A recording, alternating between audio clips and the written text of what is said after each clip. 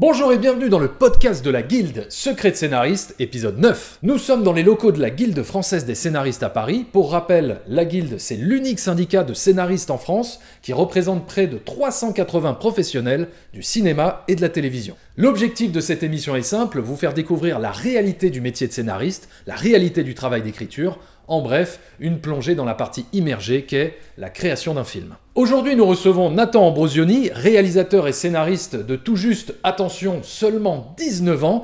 Il a écrit son long métrage Les drapeaux de papier à 17 ans et il est devenu le plus jeune lauréat de la très sélective avance sur recette du CNC, une aide financière qui est ultra convoitée par les jeunes réalisateurs et scénaristes du cinéma en France. Alors oui, Nathan a eu mention très bien au bac l'année dernière, mais il n'a pas de connexion dans le milieu, il n'a pas fait d'école de cinéma comme l'a fait Miss. Ce jeune auteur est la preuve vivante qu'avec beaucoup d'audace et du travail, beaucoup de travail, on peut percer dans le milieu du cinéma. Ça vous a fait du bien de sortir, non? Vous voulez pas aller directement aux questions intelligentes? C'est moi le grand frère, Charlie. Tu souris. Souris.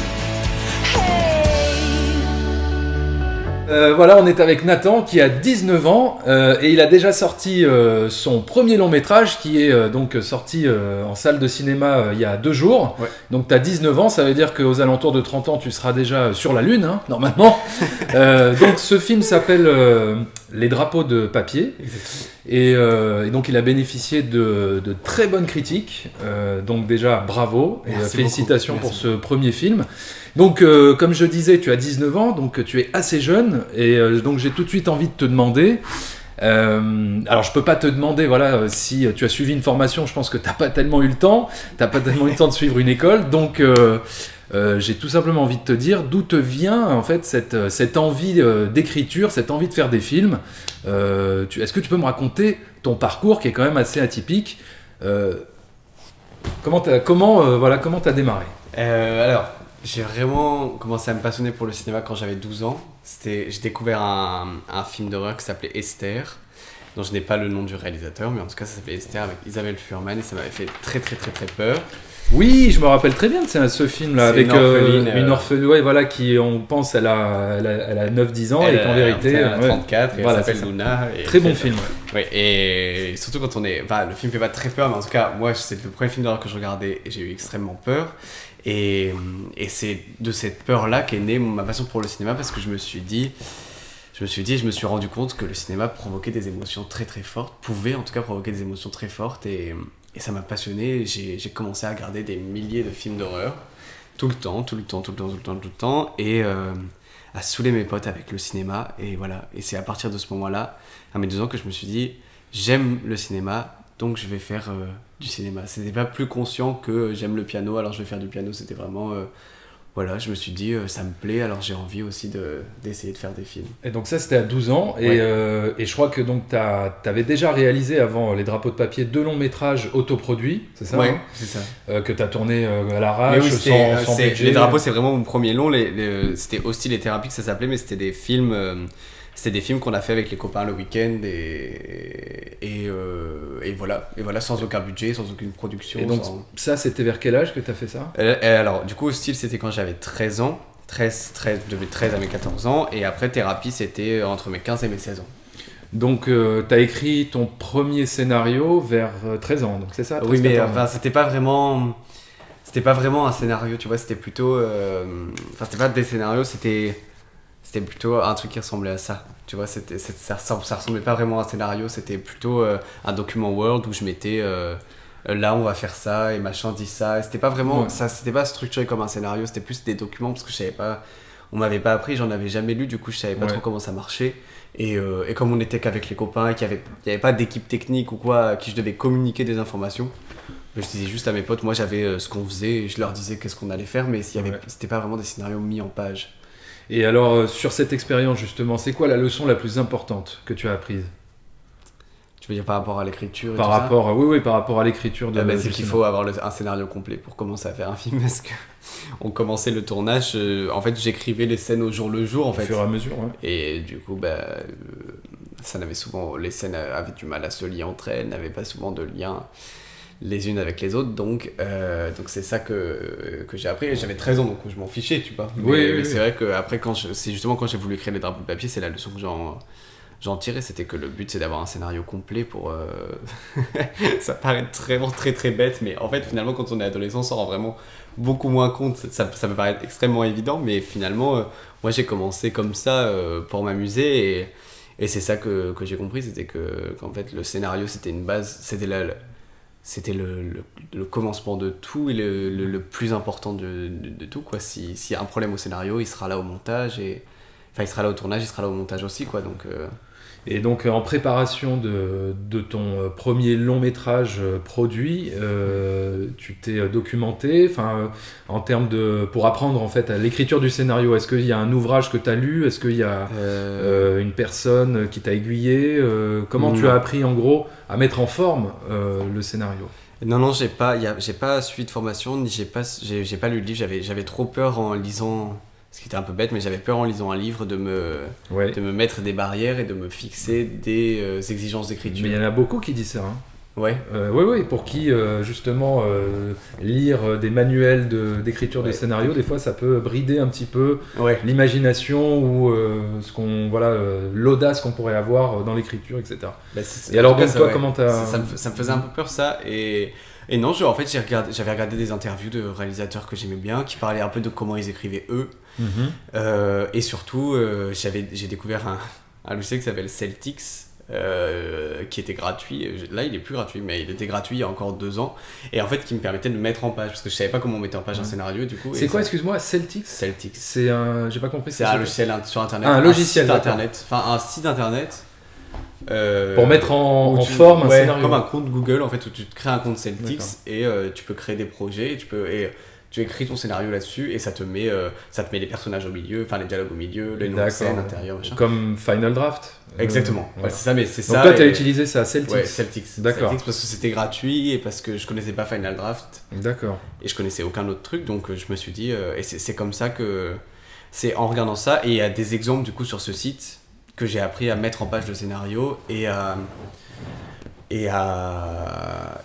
après je faisais des essais et tout ça, et pour savoir qu'est-ce qu'il fallait écrire, qu'est-ce qu'il fallait pas écrire, est-ce qu'il fallait être littéraire, est-ce qu'il fallait être très, très concis.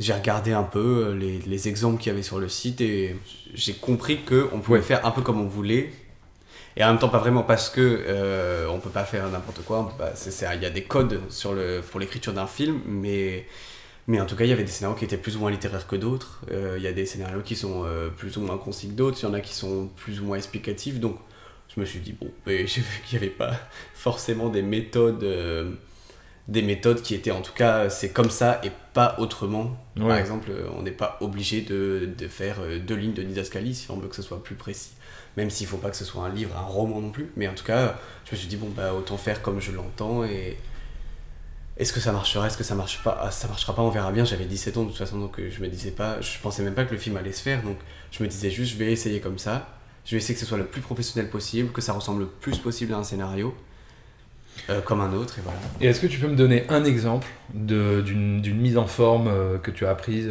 pour écrire ton scénario, qui t'a servi par exemple, qui te semble importante?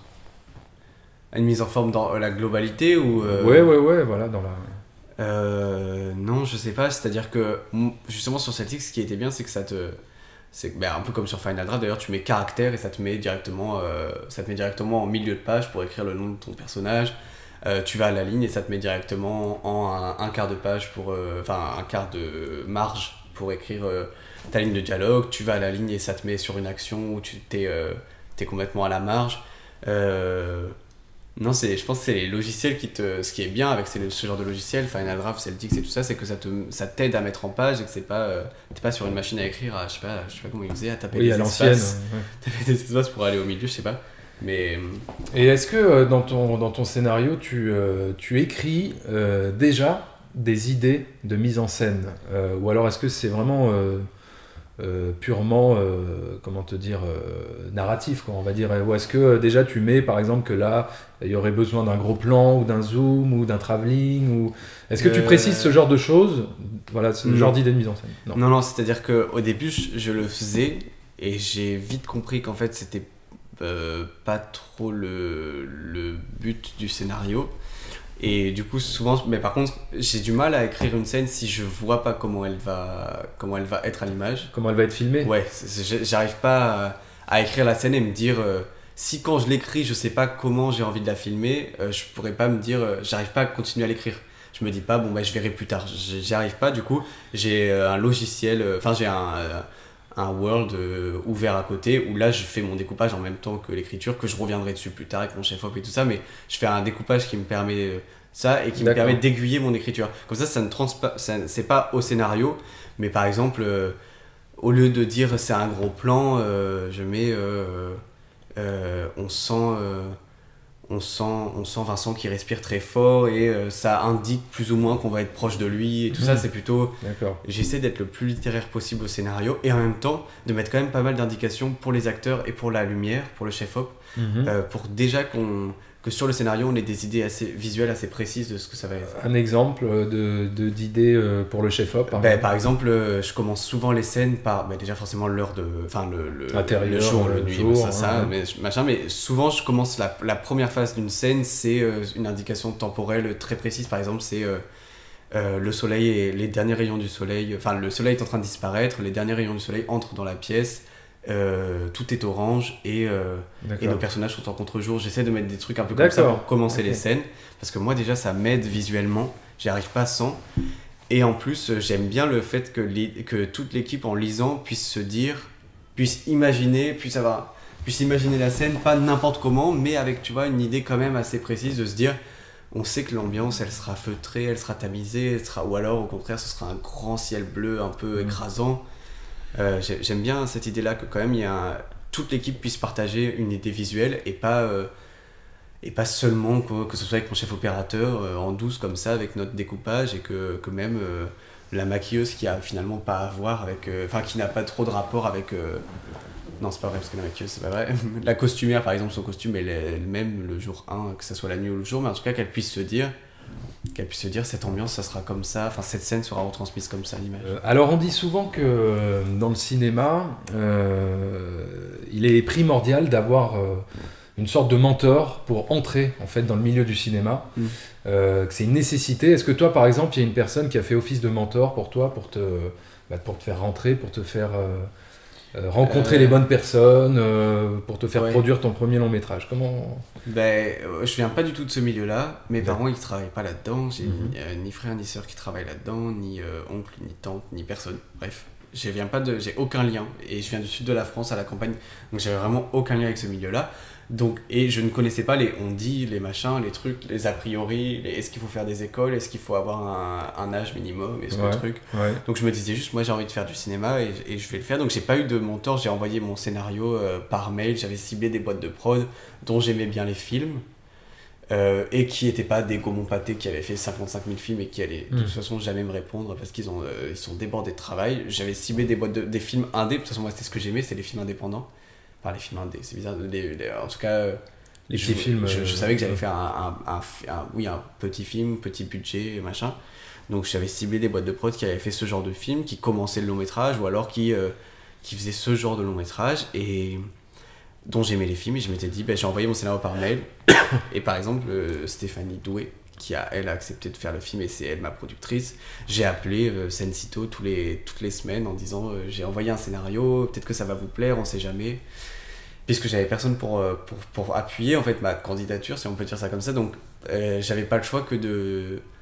Je savais que le cinéma viendrait pas me chercher parce qu'ils ont rien à foutre, donc c'est normal, il y aurait plein de monde qui veut faire du cinéma, donc ils ont plein d'autres gens à aller chercher, mais bref. Donc en gros, il est possible de réussir dans le cinéma en envoyant son scénario par mail ou par la poste, si je comprends bien. À force de persévérance et en travaillant et en appelant et en n'ayant pas peur de se prendre des murs à dire... parce que je savais que... T'as reçu d'ailleurs des avis négatifs, on va dire, d'autres prods? J'ai reçu des non-réponses, surtout des ignorances totales, parce que forcément... Mais ce que je comprends complètement, moi j'avais 17 ans, j'étais en terminale, je comprends qu'on n'a pas forcément envie de perdre... Mais d'ailleurs, attends, quand t'envoyais ton scénario, tu stipulais pas forcément quel âge tu avais, si, quand même. Tu disais quel âge tu avais. Ça dépend. Au début, je faisais cette erreur-là et je voyais que je me prenais vite des vents. Et du coup, après, peut-être moins, mais c'est vrai que quoi qu'il arrive, on me demandait parce que j'avais une voix encore plus juvénile que celle que j'ai maintenant. Donc, on me demandait forcément, mais je comprends pas, vous avez quel âge ou quand j'envoyais mon CV, parce que j'envoyais jamais un scénario tout seul. Pour moi, un scénario tout seul, ça veut. Quand même, c'est-à-dire que. T'envoyais une note d'intention. J'envoie une note d'intention, j'envoie un moodbook parce que je trouve que. Attends, excuse-moi, t'envoyais un moodbook, c'est ça ? Alors, qu'est-ce que c'est un moodbook ? Un moodbook, c'est un sorte de petit livre que je décrirais comme. C'est toutes mes influences photographiques et cinématographiques qui sont dedans. D'accord. C'était une centaine de pages avec 2 photos sur chaque page, avec tous les intérieurs jour, toutes les photos en intérieur jour, toutes les photos en extérieur jour, toutes les photos en intérieur nuit, extérieur nuit qui me plaisaient. J'avais vraiment fait des photos travail. De films qui t'inspirent et ou de photographies, des photographies comme celle de Nan Goldin, Stephen Shore, ou tout ça, vraiment des ambiances, ou qui s'apparentaient à des scènes précises. Il y avait des notes en dessous des photos, genre scène 59, quand Vincent est au bar, c'est ça. D'accord. Des fois c'était des idées de plans, des fois c'était des idées d'ambiance. Il y avait aussi une partie pour les costumes, il y avait aussi une partie pour les looks, une partie pour les attitudes des personnages. J'avais fait tout un livre comme ça, et parce que un scénario, ça reste des feuilles de papier ou blanches avec des écritures, enfin écrit en noir dessus. Donc pour moi, j'avais trop peur que ça parle pas assez, qu'on se dise est-ce que c'est bien, est-ce que c'est pas bien, je ne sais pas, mais à visualiser. C'est un scénario et voilà. Du coup, j'avais fait un dossier béton un dossier complet, que j'envoyais et sans avoir eu le beau piston est bizarre, mais de personne en tout cas qui a qui t'a mis le pied à l'étrier ou quoi. Et alors tu sais, on dit souvent que le milieu du cinéma, c'est un milieu quand même qui est assez intimidant, surtout quand t'es jeune, scénariste ou réalisateur et que t'as envie d'entrer dans ce milieu. Comment tu fais toi ? Comment t'as fait pour avoir une telle confiance en toi et en fait d'avoir un peu cette audace d'oser proposer ton scénario, de te le faire produire, etc. Enfin, je veux dire, est-ce que t'as eu des doutes, en fait ? Est-ce que tu as eu des doutes sur ta capacité à concrétiser ce projet, à le réaliser, ou pas du tout ? Ou alors, est-ce que ça s'est fait très naturellement et t'as pas eu d'angoisse ? Non, c'était... en fait, c'est pas que j'avais confiance en moi, parce que je suis pas forcément la personne la plus confiante, mais c'est juste que j'étais complètement insouciant de me dire et justement je me disais pas le film va se faire, je me disais on verra. J'ai très très très envie de le faire, j'adore le cinéma et si ça se fait c'est formidable et peut-être que ça se fera pas et peut-être que, mais en tout cas je vais tout faire pour, c'est-à-dire que j'avais envie vraiment de vraiment voilà, tout faire pour le faire parce que je me disais que si ça ne se faisait pas, ce ne serait que de ma faute, ce serait pas la faute de quelqu'un d'autre, ce serait pas ça ne tient qu'à moi si ça va se faire. Et c'est ce que je me disais, et c'est en me disant ça, et en étant complètement insouciant, justement, comme je disais tout à l'heure, des codes, de l'âge, de l'école, des a priori, des machins, de pas connaître le milieu du cinéma. Est-ce que c'est un milieu intéressant ? Enfin, est-ce que c'est un milieu de gens bienveillants ? Est-ce qu'ils sont malveillants ? Est-ce que machin ? Est-ce qu'ils vont te décourager ? Ouais, voilà, juste, moi j'ai envie de faire un film. Mais d'ailleurs, est-ce que tu as rencontré des gens qui t'ont un petit peu découragé ou déstabilisé ? Pas forcément par rapport à ton âge, mais par rapport à ce que tu leur montrais de ton scénario. Et est-ce que tu as... Enfin, tu vois ? Mais c'est plutôt des gens qui ne sont pas dans le cinéma qui ont réussi à me décourager, ouais. Ah, d'accord. C'est plutôt...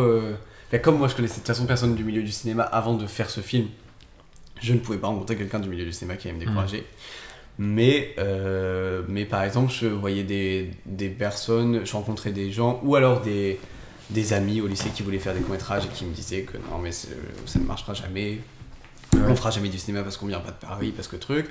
Ou alors j'ai rencontré des gens qui n'ont pas forcément réussi à aboutir dans un projet, qui me disaient que c'était impossible parce qu'ils n'avaient pas réussi, donc personne ne peut y arriver. Enfin, plutôt des trucs comme ça, parce que finalement j'ai eu la chance, en envoyant mon scénario, qu'il arrive jusqu'à Adéquat, qui est une agence qui représente des comédiens, des réalisateurs et des scénaristes, et que Laurent Grégoire, qui est un des plus gros agents de Paris, ait envie de me rencontrer, en fait, parce qu'il avait lu mon scénario et ça lui avait plu, avec Élise Fécamp, qui est maintenant mon agent.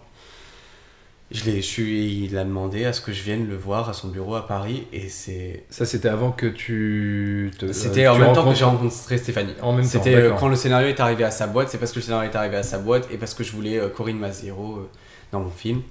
Parce que c'est une comédienne que j'adore, que le film, elle était chez Adéquate à ce moment-là. Et voilà, bref, le scénario est arrivé entre leurs mains et j'ai eu la chance du coup de rencontrer Élise Fécamp et Laurent Grégoire, qui représentent des immenses personnes du cinéma, qui représentent des grands réalisateurs et des grands comédiens, et que eux ils m'ont dit nous on sera avec toi et tu vas le faire ce film. Et ça c'était avant de signer entre guillemets chez non, c'était juste après du coup. Stéphanie. Ça c'était juste après. C'est-à-dire que ils m'ont demandé à ce qu'on se rencontre et je suis monté, j'ai rencontré Stéphanie, eux, et du coup ils m'ont pas aidé à faire ce film là parce que évidemment ils pouvaient pas se rencontrer au moment où le film était déjà lancé. Ouais. Était déjà écrit et je l'avais envoyé à Stéphanie et c'était j'ai rencontré, enfin bref. Mais en tout cas, ils ont été d'un soutien moral à partir du moment où ça s'est lancé, à me dire allez, accroche-toi, tu vas voir les finances. Parce que là, on partait en financement avec Stéphanie, c'est pas facile, mais accroche-toi, nous on est là. Et maintenant, ils sont avec moi tout le temps. Et je pense que les premières personnes que j'ai rencontrées, j'ai eu la chance qu'elles soient très bienveillantes et hyper encourageantes et jamais. Enfin, peut-être qu'il y en a eu, mais en fait, par contre, je suis quelqu'un d'assez positif, ça m'a aidé ça aussi. Je suis hyper. Ouais, faut pas faire attention à ceux qui te disent c'est qui cool, sont... C'est un privilège en plus de faire du cinéma, c'est quand même... Il y a des métiers vraiment beaucoup plus difficiles, je pense que Non mais comme quoi c'est possible et il faut y croire, voilà. Donc du coup, ce premier long métrage produit, Les drapeaux de papier, est-ce que tu peux me dire d'où t'es venue l'idée de ce film ? Pourquoi raconter cette histoire ? Alors, j'avais du coup 17 ans et je me posais beaucoup de questions sur la liberté parce que je savais pas, parce que j'allais acquérir une certaine forme de liberté à mes 18 ans, forcément, même si mes parents m'ont jamais bridé ou m'ont jamais empêché de faire quoi que ce soit, bridé, je sais pas si c'est le mot, mais en tout cas ils m'ont jamais empêché de faire quoi que ce soit, mais bref, aux yeux de la loi, aux yeux de j'allais avoir mon appartement, donc ça me faisait un peu peur, ça me fascinait, je me demandais ce que c'est. Voilà, je me posais beaucoup de questions là-dessus. Et je suis tombé sur un article qui était le portrait d'un prisonnier qui faisait une sortie sèche, une sortie sans aide de l'État, comme Vincent, une sortie de prison sans aide de l'État. D'accord. Et ça m'a bouleversé. Et la manière dont il parlait de la liberté, finalement, à moindre mesure, parce que je n'avais pas vécu tout ce qu'il avait vécu, mais je me reconnaissais dans son témoignage. Enfin, c'est-à-dire que quand il parlait de la liberté, vraiment, ses questionnements, j'avais l'impression de me poser les mêmes questions. Et lui, il avait en plus toute la force de son existence, de son entrée en prison, de tout ça. Et bref, et je me suis dit, j'ai envie d'écrire là-dessus. J'ai eu un déclic sur ce sujet-là. D'un article d'un journal, t'as donné, on va dire, toute l'inspiration pour écrire un long métrage, quoi. Ouais, c'est ça, parce que c'était un long portrait. Oui, c'était vraiment un truc très développé. C'était sur Libé, Internet. Et voilà, le sujet m'a bouleversé et j'ai commencé à me documenter, à regarder plein de vidéos. Grâce à Internet, j'avais la chance, que j'avais aucun lien avec le milieu carcéral, mais Internet me permettait de tomber sur des vidéos, de trouver d'autres articles et d'autres témoignages de prisonniers qui parlaient de leur sortie sèche de prison, comment ils s'étaient dit, à quel point c'était difficile, à quel point c'était effrayant, à quel point c'était excitant. Et ça m'a conforté dans l'idée que j'avais envie d'écrire, que j'avais envie que le personnage principal de mon film soit un prisonnier qui sorte de prison, et que l'autre personnage, parce que je voulais qu'il y ait un personnage, j'adore les rôles de femmes au cinéma, et je voulais qu'il y ait un homme et une femme, qu'il y ait un personnage principal féminin aussi, et j'avais ma sœur qui m'inspire énormément, qui s'appelle Romane, qui a le même âge que Charlie, qui veut faire les mêmes choses que Charlie, qui lui ressemble en certains points. Et voilà, j'avais ma sœur que je connaissais, Vincent que je devais apprendre à connaître, la relation de fraternité que je connaissais un peu, et voilà. Donc là, tu as tous tes éléments pour construire ton scénario. Donc comment tu as écrit justement ce scénario ? Est-ce que tu es passé par toutes les étapes classiques de l'écriture, c'est-à-dire pitch, synopsis, séquencier, continuité dialoguée, ou est-ce que tu as sauté des étapes ? Est-ce que tu as procédé autrement ? Mais j'avais justement pas conscience de ces étapes. Du coup, ce que j'ai fait, c'est que je rassemblais un peu des...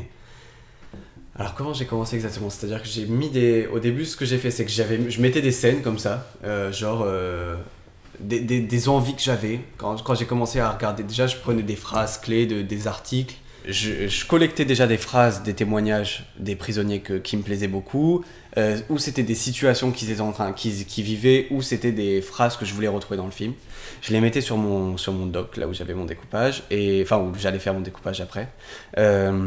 Je mettais des scènes, des envies de scènes que j'avais envie de voir, une scène de dispute autour d'une voiture, une scène de drift sur un parking, ou des choses qui m'étaient arrivées, ou des choses que j'avais vues dans mon entourage, ou des trucs comme ça, des moments marquants. Voilà, moments déjà d'établir des scènes fortes. Juste des trucs comme ça, des envies visuelles. Je mettais plein de choses. D'accord. J'ai envie de les voir faire ça, j'ai envie de les voir rire, j'ai envie de les voir se marrer autour d'annonces téléphoniques, machin.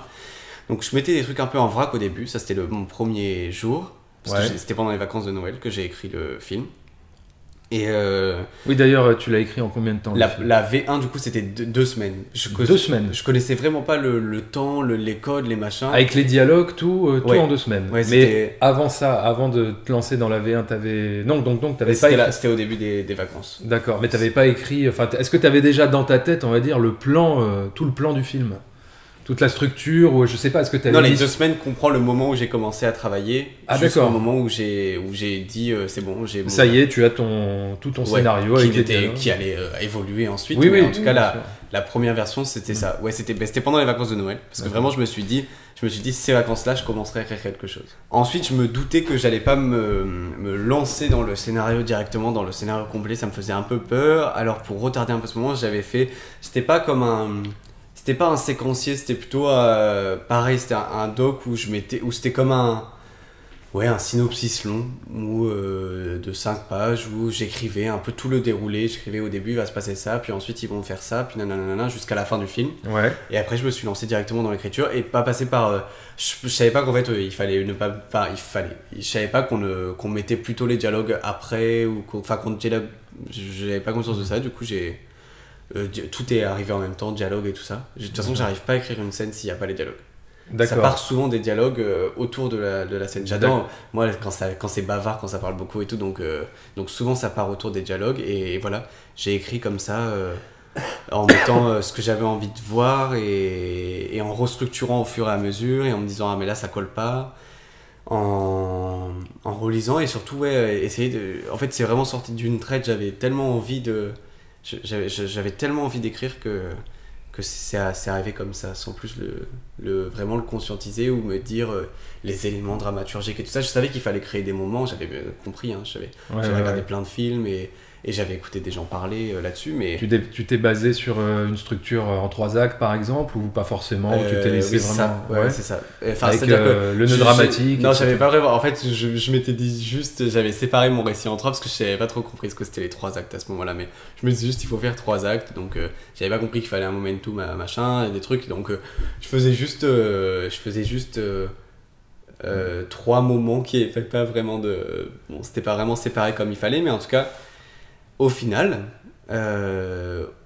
ça s'était structuré, pas naturellement, mais ça s'était mis comme il faut. Et puis de toute façon, justement, moi j'écrivais un drame intimiste, j'écrivais pas Transformers où il faut tenir le spectateur, où il faut un moment drôle, moment qui fait peur, un moment truc pour que le spectateur il machin truc. Enfin, j'écrivais juste le film que j'avais envie de voir, qui parlait d'un frère et d'une sœur, et voilà, c'est ça.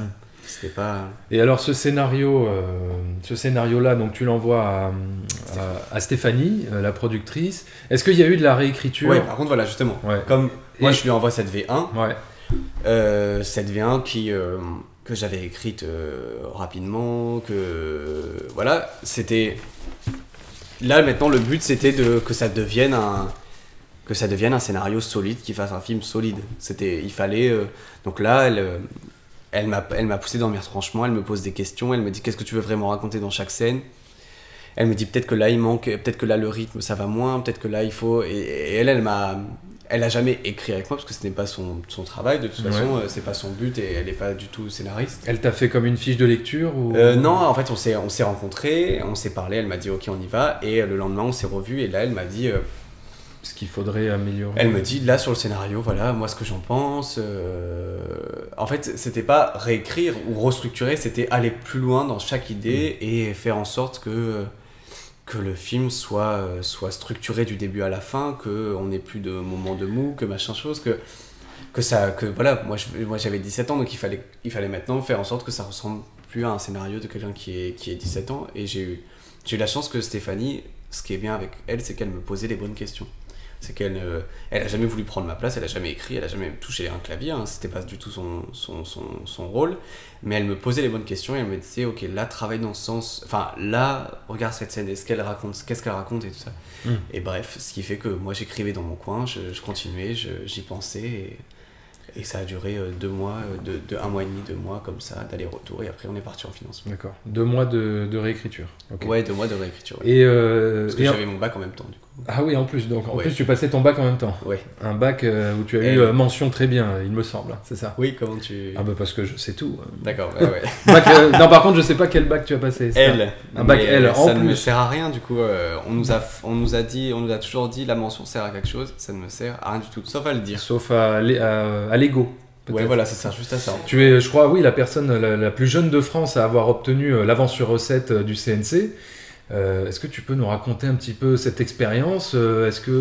Comment ça s'est passé? Et comment t'as fait en gros pour les convaincre? Est-ce qu'il y a un oral à passer? Enfin, alors, ouais, est-ce que tu peux nous expliquer comment ça se passe? En fait, ça se passe sur plusieurs temps. Le CNC, c'est qu'il y a on dépose et il y a... attention, je dis... Non, c'est pas des mauvaises informations, je suis sûr de moi. Il y a des groupes de lecteurs qui lisent d'abord les scénarios qu'on dépose et qui le font monter en plénière. Et qui sont des personnes différentes de la plénière. Sauf qu'il y a une personne, par exemple, je crois que c'est 5 personnes dans un groupe de lecteurs qui lisent une vingtaine de scénarios et qui en choisissent 1, 2, 3 ou 4 à faire monter en plénière. Et il y a une personne de ce groupe-là qui fait partie de la plénière. Bref, donc le scénario passe d'abord cette épreuve-là. On monte en plénière.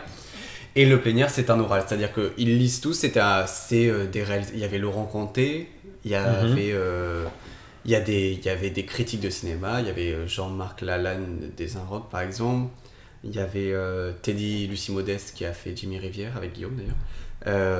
Bref, c'est des personnalités du cinéma, des professionnels, des critiques, de la littérature aussi. Devant qui tu dois passer Devant qui on passe. Donc en fait, alors voilà, le scénario monte en plénière et ce groupe-là de gens, donc présidé par une présidente et une vice-présidente, et ils sont, je crois qu'ils étaient, je suis pas sûr, mais je crois qu'ils étaient une dizaine. Ouais. Ils lisent tous le scénario, donc ça c'est la plénière, et ils nous convoquent pour un oral, où on arrive à l'oral. Et qu'est-ce qu'il faut dire à cet oral? Et ben voilà, c'est ça. Donc là, c'est un oral où c'est 20 minutes, si je me souviens bien. Et on s'est préparé avec Stéphanie, parce que évidemment, on sait que j'étais le plus jeune qui allait être devant les orales. On en avait conscience, on nous l'avait dit quand on était monté en plénière. Donc on s'était préparé, on pensait qu'ils allaient poser que des questions sur mon âge. Et sur moi en particulier. Donc elle m'avait posé tout type de questions, c'était préparé, on avait fait des séances de préparation. Au final, pas du tout. Pas du tout, vraiment. C'est-à-dire que juste, je suis rentré dans la salle, il y a eu un petit haut d'exclamation, et puis finalement, en fait, ils m'ont posé aucune question sur mon âge, ils m'ont traité exactement... justement, ils savaient que...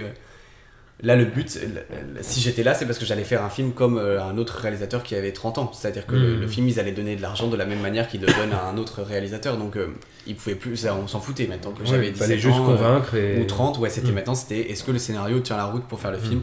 Et alors, qu'est-ce qu'ils posent comme question? Mais par exemple, ils m'ont posé, j'ai une question qui m'avait marqué, c'était qui est le personnage principal de ton histoire? Parce que il y a Charlie, il y a Vincent, c'est pas de quel point de vue tu te mets. Est-ce que pour toi c'est une histoire à double point de vue? Est-ce que pour toi c'est Vincent le personnage principal? Est-ce que pour toi c'est Charlie? C'est pas comme ça qu'il a posé, hein, c'était plus intelligent. Mais en tout cas, c'était le sens de la question, par exemple, c'était ça, c'était plutôt ou alors quelles questions ils ont posées? Pourquoi il y a de la violence dans ton film? Pourquoi tu veux parler de la violence? Ça, c'était une question qu'ils m'ont posée. C'est des questions assez concrètes et assez en profondeur, hein. C'est-à-dire que le but, c'est vraiment ils testent à quel point tu connais ton projet, à quel point tu as envie de le défendre, à quel point tu connais les thèmes dont tu parles. Est-ce que c'est personnel? Est-ce que machin? Et bref, j'ai adoré faire ça. C'était 20 minutes, je me souviens. Et j'ai adoré. C'était génial parce qu'il y avait Justement, je pensais qu'ils allaient me réduire à mon âge, à me poser que des questions là-dessus. Au final, pas du tout. Et puis, c'était des questions intéressantes qu'on m'avait jamais posées, dont j'avais envie de parler. Et c'était super, et ils étaient super, et je me souviens que j'étais trop content d'être là, de le faire, et que moi je venais de passer les oraux du bac en plus, C'était vraiment juste après, et donc... T'as tout cartonné cette année. En plus, j'adore les oraux. Pour le coup, ça, je suis fier, j'avais des trop bonnes notes aux oraux du bac, et je m'étais dit, bon, bah ça va, si j'ai fait les oraux du bac, je peux faire l'oral de l'avance sur scène. Oui. Au final, pas du tout, parce que c'était beaucoup plus impressionnant, et c'était des gens du cinéma, et bref, mais du coup, je m'inspirais, je me disais, allez, fais comme si c'était des professeurs d'espagnol, et voilà, je l'ai regardé de cette manière. Technique. Quand vous allez au CNC, imaginez que c'est des professeurs d'espagnol. C'est des professeurs d'espagnol, au lieu de les imaginer. Bon, résultat, tu les as convaincus. On a eu l'avance sur recette et c'était formidable. C'est des sommes, hein, l'avance sur recette, c'est... 2 millions d'euros. Non, c'est en cent, mais c'est quand même en centaines de milliers d'euros, c'est-à-dire que... Ouais. C'est combien, oui, d'ailleurs, concrètement? Est-ce qu'on a le droit de le dire? C'est entre 300 000 et 500... L'aide, ils aident 5 projets. Donc sur 100 scénarios à la base, sur 180 scénarios à la base, 5 projets. Pour l'année dans chaque commission. Et c'est entre 300 000 et 600 000, je crois. Le max, ou c'est 500 000 le max.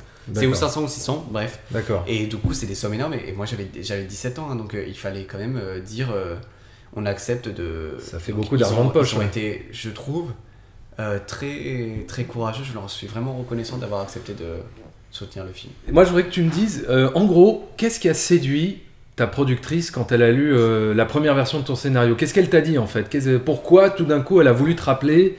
Qu'est-ce qui l'a séduite dans la lecture de ton scénario? Est-ce qu'il y a un élément? Est-ce qu'il y a... Qu'est-ce qu'elle t'a dit? Ce qu'elle m'a dit... je vais reprendre ces mots parce que je me souviens que ce qui l'a touché beaucoup, c'était la relation entre Vincent et Charlie. Entre le frère et la sœur. Le frère et la sœur, cette relation de fraternité, ça lui plaisait beaucoup. Et quand même, on a réécrit, mais il y avait la plupart des scènes, c'est-à-dire qu'on a poussé les scènes, il y a eu un truc important qui s'est passé à la réécriture, mais la plupart des scènes qui sont dans le film existaient déjà à la V1, donc elle aimait l'ambiance des scènes, elle aimait... ce qu'elle me disait, hein, elle aimait la façon dont c'était écrit et surtout l'univers justement, le moodbook avait beaucoup servi, l'univers qu'il y avait autour. Elle avait vu mes courts-métrages et elle m'a posé beaucoup de questions sur comment le film allait être, comment j'avais envie de le filmer, et c'était plutôt un tout, c'est pas vraiment, elle s'accrochait pas à tout prix au scénario, même si c'était ça sa condition, c'était qu'elle aime le scénario. Mais voilà, Ouais, non mais vas-y. Non mais c'est juste, par contre, en tout cas, il y a un truc qui a énormément changé, c'est la double il y avait une double temporalité avant dans le scénario. Ouais.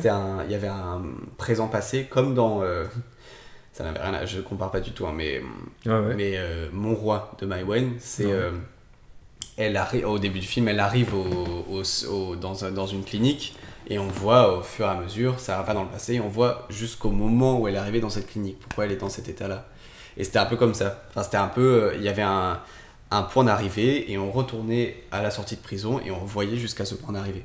Et ça, c'est l'un des plus gros changements, parce que finalement il n'y a pas eu tant de changements que ça, à part des améliorations. C'était le plus gros changement, c'est que ça a disparu, parce que le film n'est plus du tout dans une double temporalité. C'était extrêmement casse-gueule, et moi j'adore les retours des autres. Je déteste, j'ai pas du tout envie de faire quand j'écris, j'ai pas du tout envie déjà j'ai pas envie de me torturer pour écrire, ça je n'aime pas cette notion là. Moi, hein, je dis pas que c'est pas bien, je dis que moi en tout cas, j'ai pas besoin de souffrir pour écrire, j'ai pas besoin de me sentir mal pour avoir une inspiration particulière. Au contraire, pour moi il faut être bien, j'ai besoin de me sentir bien. Deuxièmement, j'ai pas du tout envie de faire un film qui raconte ma vie qui tourne autour de moi, ça n'intéressera personne. Et en plus... Oui, tu veux dire qu'on n'est pas obligé de vivre ce qu'on raconte. Voilà, c'est ça, et on n'est pas obligé de raconter... Enfin, moi, en tout cas, j'ai pas envie de raconter raconter ma vie, sur des lycéens, sur machin, donc j'adore avoir l'avis des autres, et j'aime vraiment rebondir là-dessus. Mais en tout cas, il y a une grande justesse au niveau des émotions dans ton film, et notamment, je pense à une scène, la scène du repas entre le père et son fils, où le père ne parle pas, et son fils lui dit... vas-y, parle-moi et tout ça. Et est-ce que par exemple, comment t'écris ce genre de scène? Est-ce que c'est un petit peu du vécu ou c'est vraiment totalement inventé? Parce que voilà, compte tenu de ton jeune âge, on a envie de savoir d'où vient cette maturité dans l'écriture. Non, c'est pas du vécu, j'ai un super papa, une super maman, donc tout va bien. Oui, il n'y a pas d'enfance. Non, il y a pas j'ai connu, pas au sein de ma famille, mais j'ai connu la violence ou des choses comme ça. Ça, c'est des choses je viens du même milieu social que mes personnages, donc on a tourné là où je vis et tout ça, donc c'était des gens que je connaissais. Mais non, ça vient de... Je sais pas, ça vient de... Quand j'écris, j'ai toujours aimé inventer des histoires depuis que je suis tout petit. J'écris des... Mon père, il m'a ressorti des livres que j'écrivais quand j'avais 6 ans, que j'allais donner à mes camarades de classe, quand j'avais des livres qui font genre 20 pages. Ça s'appelle Tom et Pirouette, mais c'était des catastrophes. Mais en tout cas, bref, j'ai toujours adoré raconter des histoires et j'adore inventer des choses dans ma tête quand je marche, quand je suis à un café, quand je inventer la vie des gens ou tout ça. Donc, en fait, ça vient pas de... C'est pas des vécus personnels, même s'il y a des ressentis, c'est-à-dire qu'on n'a pas l'impression que l'histoire est très personnelle et pourtant, tu vois, il y a ma sœur, il y a Vincent, dans sa tête, il a 18 ans, on a le même âge finalement. C'est pas forcément... Ça paraît pas si personnel. Indirectement, tu t'inspires un petit peu. Mais oui, il y a des choses... Je me dis, moi, comment je... En fait, je me dis, moi, comment je réagirais si mon père, il me faisait... J'essaie de me mettre à la place des personnages et j'essaie de me dire comment un humain, juste, quelle serait la réaction d'un humain qui verrait face à son père et quelle serait la réaction d'un humain face à un fils qui sort de prison Et alors justement, par rapport à ces personnages que tu dois inventer, est-ce que pour t'aider, tu écris par exemple des biographies, des mini-biographies sur tes personnages? Est-ce que tu te fais des fiches de personnages? Ou alors quand tu... Enfin ça, je parle de ça, donc évidemment avant de te lancer dans la V1. Ou alors est-ce que c'est venu instinctivement comme ça, au fur et à mesure des scènes que tu écrivais? Non, j'avais fait... C'était pas vraiment des biographies, mais j'avais fait quelques lignes parce que je pensais que c'était un truc... Enfin, c'est hyper important, évidemment, mais je pensais que c'était incontournable, indispensable. Enfin, que c'était qu'il fallait vraiment faire des biographies, mais je savais pas qu'est-ce qu'il fallait mettre dedans. Donc j'essayais de penser un peu au passé de mes personnages et tout ça, mais je me retrouvais à mettre il aime les yaourts, il aime les trucs, ce qui m'a servi à rien. Mais si, peut-être finalement à comprendre mes personnages, mais ce que j'essayais, c'était vraiment de les construire l'un par rapport à l'autre. Et moi, quand je regardais les témoignages des prisonniers, j'ai jamais eu envie de savoir qu'est-ce qu'ils avaient fait, pourquoi ils étaient en prison. Je voulais juste les regarder comme maintenant, c'est des gens qui ont purgé leur peine et qui sortent. C'est des humains comme les autres, et ils sont autant perdus que quelqu'un qui... Enfin bref, je voulais jamais les regarder pour ce qu'ils avaient fait, et du coup mes personnages, j'essayais de les voir au présent aussi, de comment est-ce qu'ils se sentent maintenant, et la prison, ça a été le trou. Ça a été le vide dans une vie. Donc c'est ça, c'est-à-dire qu'aussi c'est des personnages particuliers, c'est pas des personnages qui... C'est pas Charlie, elle a 24 ans, elle a vécu ce qu'elle a vécu. Mais en tout cas, tous les deux, ils ont un trou de 12 ans dans leur vie. Ils ont un trou de 12 ans d'inconnu et... Donc c'est pas... Je pense qu'on les construit pas de la même manière qu'un personnage d'une femme de 50 ans qui a vécu sa vie jusqu'à 50 ans. Là, Vincent, il a vécu sa vie jusqu'à ses 18 ans et puis il est rentré en prison, puis plus rien, jusqu'à 30 ans.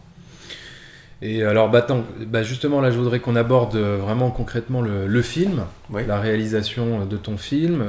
Est-ce que tu as fait, par exemple, un storyboard avant de te lancer dans le tournage? Non, j'ai fait... j'avais justement mon document avec mon découpage, qui était très littéral finalement, parce que c'était plan 1, portrait de Vincent, plan 2, portrait de Charlie, plan 3, contre-plongée sur la nuque de Vincent, plan 4... Plan 4, c'est insert sur Charlie qui passe sa main dans ses cheveux. C'était en même temps très très précis. Et on le retravaille. Après, je le présente à mon chef opérateur et on en parle ensemble de comment on va faire tout ça. Mais pas de storyboard. Non, pas de storyboard parce que je dessine très mal. D'accord. Non, mais après tu pouvais faire appel éventuellement à un storyboarder. Non, mais on n'avait pas de budget. D'accord. En plus, c'est pas obligatoire donc de faire un storyboard. Enfin, c'est pas forcément. Non, je trouve pas. C'est-à-dire que à partir du moment où tu fais ton découpage technique. Oui, par contre, pour moi, ça me paraît assez. Il y en a qui arrivent. Après, il y en a qui font même pas de découpage technique. Il y en a qui arrivent sans. Ce découpage technique. Est-ce que tu le faisais juste avant le tournage, on va dire, ou déjà même à l'écriture du scénario? Du coup, non, c'était à l'écriture. Parce que c'était... Au même moment. C'était... En fait, non, après, il change au fur et à mesure, mais en tout cas, quand j'écris une scène et je mets déjà... et même des fois, c'est avant le découpage, c'est ce que j'ai envie de voir dans la scène et comment la scène se construit autour de ce découpage. Mais bon, la plupart du temps, j'écris la scène et juste après, je fais mon découpage. Et après, il évolue à force de relire. Il est aussi influencé par les films que je regarde au moment où j'écris. Ça m'influence beaucoup, les univers que je regarde, les photos que je regarde au moment où j'écris. Et il évolue ensuite pendant toute la préparation, et avec mon chef opérateur, quand on en parle, il change encore un peu. Mais c'est vrai que pour moi, par contre, le découpage, le storyboard, il était pas essentiel, mais là, le découpage, il était méga primordial. Et alors justement, pour faire ton découpage, on va dire, et pour trouver l'atmosphère visuelle, etc., de ton film, qu'est-ce qui t'a inspiré ? Est-ce que tu as quelques films qui t'ont inspiré pour celui-là, pour les drapeaux de papier ? Pour trouver un petit peu ton... Ben c'est pas vraiment un film en particulier, parce que j'ai pas trop de même de filmo, de réal ou quoi, c'est-à-dire que c'est plutôt un ensemble de films, de tous les films que j'ai pu regarder, les films que je regardais à ce moment-là. Je regardais les films de Jacques Audiard, je regardais les films de Gus Van Sant, je regardais les films de Xavier Dolan que j'ai découvert à ce moment-là. Je regardais les films de Terrence Malick qui m'inspiraient énormément. Ouais. Les grands angles viennent tu vois, il y a des éléments qui viennent de certains films, genre le fait d'utiliser de très grands angles, du 20 mm ou même du 16 mm, Ouais. ça c'est Terrence Malick. J'adore je trouve ça fascinant, sa manière d'utiliser ce genre d'objectif, enfin ce genre d'angle, des courtes focales comme ça. Je trouve ça vraiment impressionnant. Et pour des scènes, même il y a des scènes qui ont été inspirées de ces films. Quand elle marche sur le terrain vague, c'était pas du tout écrit, mais c'était à ce moment-là, je vois la lumière qui est belle, je vois ce terrain vague, et je me dis, on peut faire quelque chose. Moi je peux faire un hommage au film que j'aime, mais ça vient surtout, les drapeaux de papier, ça vient surtout des photos de Nan Goldin. C'est une photographe que j'admire énormément. Elle était la principale présente dans mon moodbook, et la façon dont elle fait des portraits, la façon dont elle a des ambiances lumineuses précises, très chaudes et parfois beaucoup plus froides, ça vient vraiment de là. C'est-à-dire que souvent c'était marqué comme la photo de Nan Goldin, c'était marqué couleur chaude comme la photo de Nan Goldin. C'est l'inspiration. Ouais, il y a vraiment une scène, la scène après l'amour entre Vincent et Emma, spoil. En tout cas, c'est exactement le même cadre qu'une photo. Là, j'avais vraiment dit, je veux qu'on refasse cette photo. C'est-à-dire que j'ai écrit cette scène pour qu'on refasse cette photo. Parce que cette photo me bouleverse et que j'avais envie de la retrouver dans mon film. Et elle me raconte tellement de choses que je me disais, la scène pourra raconter autant de choses que la photo me raconte.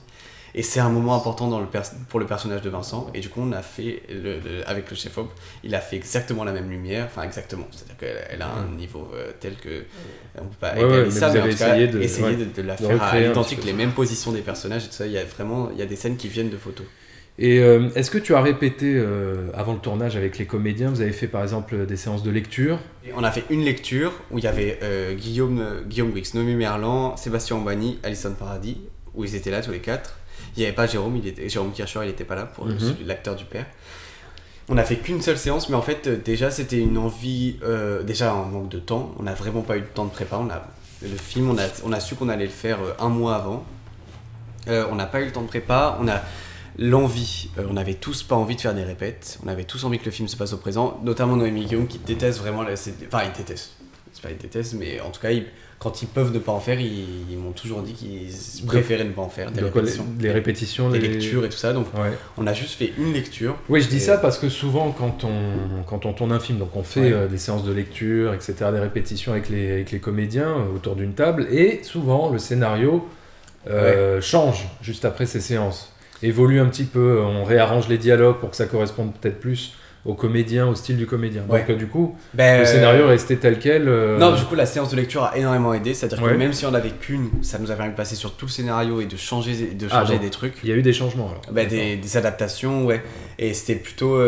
C'était des dialogues alors. Et encore, il y avait quelques adaptations de dialogues, mais j'avais écrit en pensant à Noémie, par exemple. Ouais. Et j'avais écrit, et dans ma tête, secrètement, j'osais penser à Guillaume. Enfin, je n'osais pas penser à Guillaume consciemment, mais je sais qu'il trottait dans ma tête parce qu'il avait fait plein de films. Je me disais qu'il l'accepterait jamais, mais bref, j'avais leur image en tête et j'ai la chance que ce soit pas forcément des, ça va être très péjoratif ce que je vais dire, alors que vraiment pas du tout, mais c'est pas des bourgeois parisiens, Guillaume et Noémie, donc ils avaient finalement ils parlaient à peu près de la même manière que les personnages que j'avais écrits déjà, et en fait finalement les dialogues leur correspondaient vachement.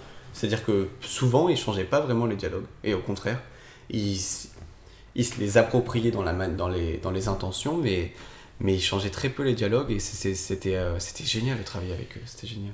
Et j'ai appris que c'est toi qui t'es occupé du montage du film. Donc tu as géré ça, toute cette partie seule, c'est ça ? Ouais. Bon, déjà question, sur quel logiciel t'as monté le film ? Sur Premiere. Sur Premiere, Ouais. Adobe Premiere Pro. Ouais, c'est ça. D'accord.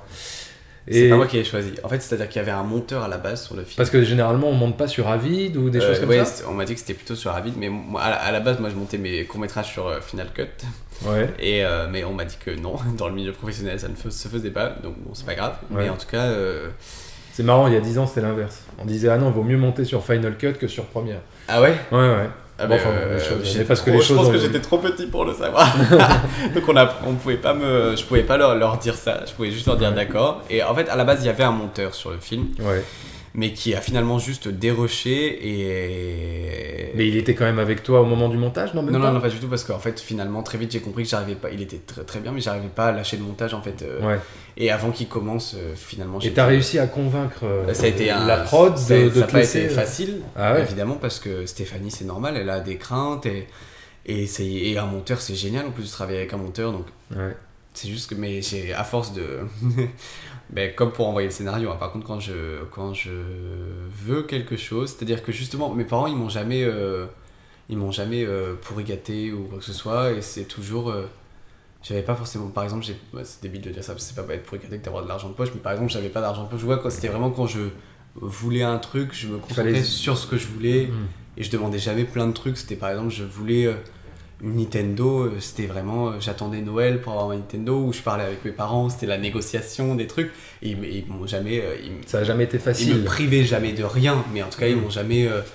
c'était pas... Bref. Ce qui fait que quand je veux quelque chose, je fais tout pour l'obtenir. Et du coup, le moment où j'ai su que je ne voulais pas faire le montage du film, que je voulais faire le montage du film, absolument. et que je voulais pas que ce soit quelqu'un d'autre qui le fasse, bah, j'ai tout fait pour lui faire comprendre à Stéphanie que... Mais j'ai la chance qu'elle soit très ouverte en plus, Stéphanie. Donc elle m'a dit, ok, si tu le sens. Enfin, je lui ai montré une scène du film que j'avais montée, elle m'a dit... Elle a été convaincue. Ouais, voilà, elle a été convaincue. Et elle m'a laissé le faire, et finalement, du coup, j'ai monté le film tout seul. Et alors, ouais, je voudrais juste parler d'un élément du film, la musique. La musique qui est très belle, qui est composée par Mathieu Otto. Voilà. Comment tu l'as rencontré, par exemple, ce compositeur ? Je ne l'avais pas rencontré, en fait, c'est-à-dire que à la base, il ne devait pas avoir de musique originale sur le film, c'était de la musique déjà composée, c'était de Daniel Lanois, un compositeur que j'adore. Bref, mais il se trouve que sa musique coûtait finalement très très cher. Enfin, très très cher. Elle coûtait un certain prix qui était en dehors de notre prix, qui n'était pas forcément très cher, mais qui était en dehors du budget, parce qu'on n'en avait pas. Enfin, on en avait très peu. Du coup, bref, Stéphanie, à ce moment-là, alors que toutes ces dames me dit ça va pas le faire, on pourra pas, et on a reçu le devis de ce que ça coûte, les musiques de Daniel Lanois, et ça ne marchera pas avec le film. Et donc elle m'a dit, il faut trouver un compositeur. Et je venais d'aller voir un film qui s'appelle Mobile Home, qui était au cinéma, de Vladimir de Fontenay, que je trouvais sublime. Et bref, j'étais retourné le voir, le film, juste pour enregistrer la musique sur mon téléphone, parce que je la trouvais pas sur internet et qu'elle m'inspirait pour écrire. Et j'étais retourné le voir la deuxième fois pour enregistrer toutes les musiques sur mon téléphone, et c'est le lendemain que Stéphanie m'a dit, il faut trouver un compositeur. Et je venais de faire ça, et j'ai dit, je veux que ça soit lui, c'est mon coup de cœur à ce moment-là. Et j'ai vu qu'il avait fait qu'un ou deux longs métrages, je sais plus, et du coup je m'étais dit c'est lui. Par chance elle connaissait la coproductrice française de Mobile Home. Elle m'a donné le mail de Mathieu Otto, je lui ai envoyé un mail, et je lui ai proposé le film, je lui ai envoyé un lien, et ça lui a plu, et on s'est lancé. Mais on s'était jamais vu, on a travaillé à distance. D'accord. Et parce qu'il est canadien. D'accord, ouais. C'est pour ça. Et du coup, voilà, vous êtes vu après quand même, non ? Même pas ? Non, on s'est même pas fait de FaceTime. Tout a été fait à distance. Ouais, tout a été fait à distance, c'est-à-dire que... Tu lui as envoyé des morceaux de musique mais il y avait déjà du coup de la musique, il y avait la musique de Daniel Lanois, du coup témoin sur les images, du coup il avait déjà de la musique, et moi j'avais mon idée en tête très précise, et il faisait le style de musique que j'adorais. Moi c'est la musique que j'écoute dans la vie de tous les jours, ce genre de musique, donc je lui disais, on a été d'accord sur les groupes qu'on aimait. Lui, c'était la musique qu'il avait fait pour Mobile Home, et j'aurais même pu prendre la musique de Mobile Home sur le film, ça marchait. C'est-à-dire que je lui disais, c'est exactement ce que j'adore. Ouais. Donc, il a fait un super travail, ça allait très très vite, et on s'était jamais vu. Et au final, je l'ai rencontré pour la première fois quand on a présenté le film au Canada. C'est un pur gothique.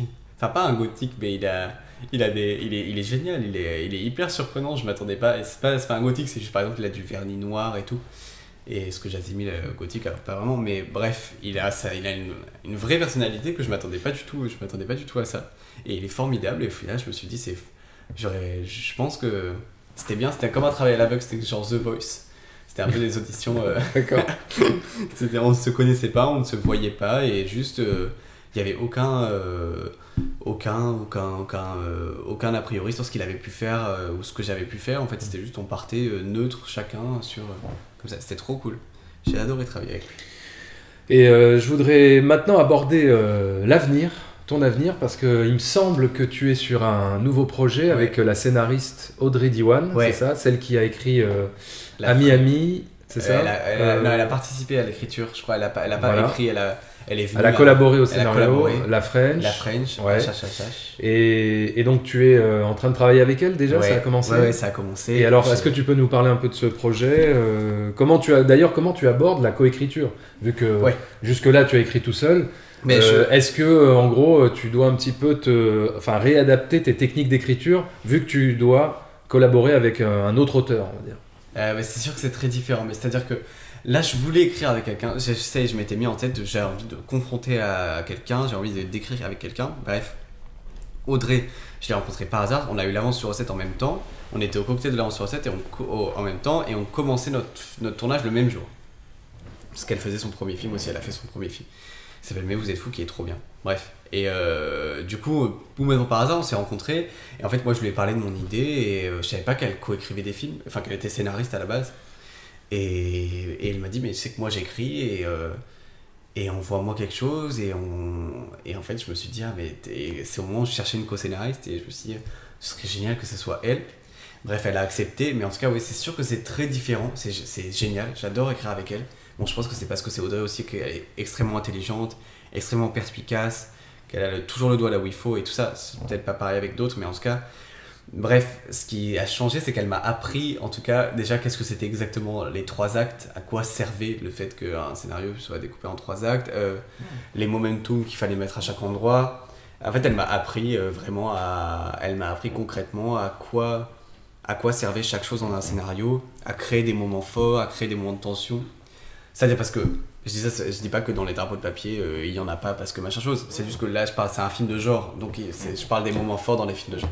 Ça serait un film de genre c'est un film de genre sur lequel tu travailles.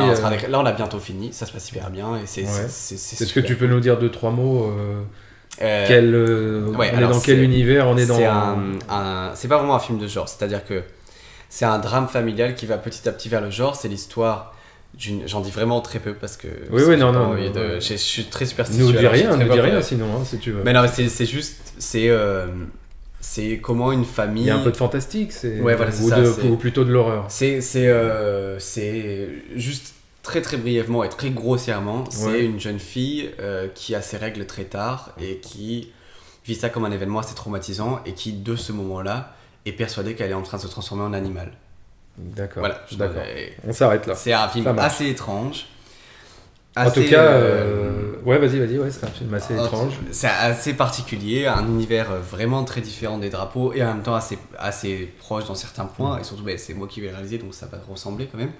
Mais, j'espère, mais... en tout cas, tu retrouves tes premiers amours, qui étaient le cinéma un petit peu d'horreur, le cinéma de genre. Ouais, il y a de ça, c'est-à-dire que ça va pas vers le film d'horreur, mais en tout cas, j'adore, justement, j'avais envie de combiner ma passion pour le cinéma intimiste, pour les drames, comme les drapeaux, enfin les films dans ce genre-là, et le cinéma de genre.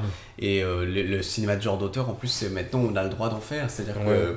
Il y a eu le film Grave, qui va peut-être ouvrir la voie justement à ce genre de cinéma. Enfin, Grave, c'est le cas de dire. Parce que avant ça, c'était pas possible, je le sais, parce que j'avais écrit un scénario, j'avais une idée d'un scénario un peu plus fantastique et tout ça, et on m'avait dit non, en France tu peux pas faire ce genre de film. Et quand on était en financement des drapeaux, véridique, Grave venait de sortir, on était en financement des drapeaux, et alors qu'on m'avait dit que faire un film fantastique c'était impossible, on disait pourquoi t'écris pas un film fantastique. C'est tout comme quoi, le marché, bref. Mais du coup il y a une porte qui s'ouvre, et moi j'adore ce cinéma, et c'est de là que je viens, et donc j'avais envie de lier les deux, et c'est ça que ça s'appelle Sublime pour l'instant, mais c'est un titre de travail. Mais bref, c'est ça que tourne autour de Sublime, et c'est très dur à écrire parce que c'est justement très psychologique. C'est pas du tout un film d'horreur slasher grossier machin. C'est vraiment c'est très très très psychologique. Donc c'est très dur à écrire. Mais c'est génial, d'écrire avec Audrey c'est génial, et écrire à deux c'est très différent d'écrire tout seul, je trouve, hein, parce que on n'est pas directement confronté au regard de quelqu'un quand on écrit tout seul, et là il faut toujours attendre l'approbation, et en même temps c'est génial, c'est-à-dire qu'on se nourrit des idées de l'autre, et on rebondit et sur ce que pense chacun de chaque scène. C'est vraiment hyper intéressant. Vous voyez à chaque fois que vous devez écrire, ou chacun écrit un peu de son côté, vous envoyez? Non, c'est-à-dire que c'est moi qui avais le clavier pour les premiers moments, et on s'est désalé. En fait, on s'est vu 3 fois pour chaque acte. On a posé des post-it, et c'est moi qui avais le clavier pour mettre tous ces post-it sur la première version, sur la V1. Ouais. Donc on a fait ça, on a fait 3 réunions de travail, une pour chaque acte, parce qu'Audrey aussi va très vite, et on aime pas perdre de temps. Elle est un peu comme moi, donc on a fait une première réunion, on a mis tous les post-it de l'acte 1, une deuxième réunion, on a mis tous les post-it de l'acte 2, parce qu'on travaille en post-it. D'accord, des post-it quoi, sur des murs, des post-it sur des murs, post-it qui est un post-it pour chaque scène. D'accord. Et un couleur pour Suzanne seule, Suzanne en famille, les thèmes que ça aborde, tout ça. C'est Suzanne, c'est le personnage principal. Des post-it de couleurs différentes en fonction de... de couleurs différentes en fonction de est-ce que c'est quelque chose qui se rapporte au personnage lui-même, parce que c'est vraiment un film du point de vue d'un personnage. C'est-à-dire que dans toutes les scènes, le personnage est là. Et bref, on a fait une réunion pour chaque acte, et après j'ai mis tout ça sous une forme de première version. Et de cette première version, on a fait plein d'allers-retours. On s'est revu 3 fois pour faire la V2, pour restructurer tout. Et bref, et c'est génial. Étape par étape. Étape par étape, et maintenant on tient un peu tous les deux le clavier, c'est-à-dire que maintenant on fait des allers-retours. Maintenant c'est vraiment, on stabilise des trucs en jaune à chaque fois pour chaque aller-retour, et chacun rebondit sur ce que fait l'autre, et voilà. Et là on arrive à la fin. Enfin. Ouais.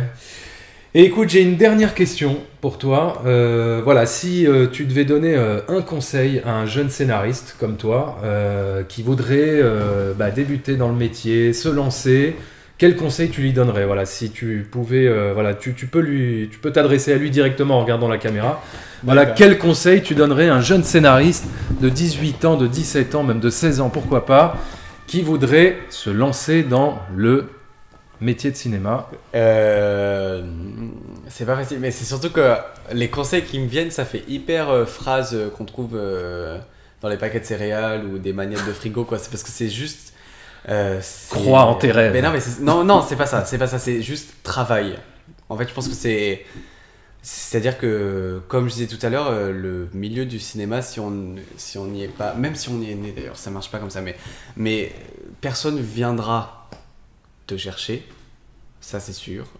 Donc, sauf miracle, mais ça m'étonnerait, mais en tout cas, personne vient nous chercher, et ça ne tient qu'à nous l'envie ne tient qu'à nous, et la potentialité d'y arriver, c'est nous qui mettons le plus de chance dedans. Donc c'est vraiment, je pense que le plus gros conseil, c'est de travailler, d'être convaincu de son idée, d'être convaincu que c'est ça qu'on a envie de faire, de se dire que des murs, on s'en prendra, mais que c'est pas grave, parce que ça fait mal 2 minutes et après on s'en remet. Ouais, je sais pas, c'est la persévérance et le travail, surtout, ouais, vraiment... C'est de travailler d'arrache-pied, c'est vraiment de travailler le plus possible, et de se dire et de se persuader que, enfin d'être incollable sur son projet, d'être le plus convaincu possible, parce que si toi déjà t'es pas convaincu, ça va être très dur de convaincre les autres. Ouais. Je pense. Voilà, c'est travailler du matin au soir. Eh ben écoute, merci beaucoup Nathan pour cette interview. Continuez à fréquenter les salles obscures et allez voir Les Drapeaux de papier au cinéma, qui est sorti donc le 13 février. Allez voir Les Drapeaux de papier. Voilà, et surtout continuez à lire des scénarios, et rendez-vous pour un prochain numéro de Secret de scénariste. Merci Ciao beaucoup. Voilà, j'espère que ce 9e numéro de Secret de scénariste vous a intéressé. Si c'est le cas, n'hésitez pas à aller faire un tour sur la chaîne YouTube de la Guilde française des scénaristes. Vous y trouverez régulièrement des nouvelles vidéos sur le cinéma en France. Et n'oubliez pas également d'aller sur le site de la Guilde, où vous trouverez une mine d'informations sur l'actualité des scénaristes français, ainsi qu'une Writer's Room, un centre de ressources sur l'artisanat de l'écriture. Enfin, je vous propose des critiques de films sur ma chaîne YouTube The Film Talker, donc n'hésitez pas à venir faire un tour et à vous abonner. Secret de scénariste épisode 9, c'est terminé, à très bientôt.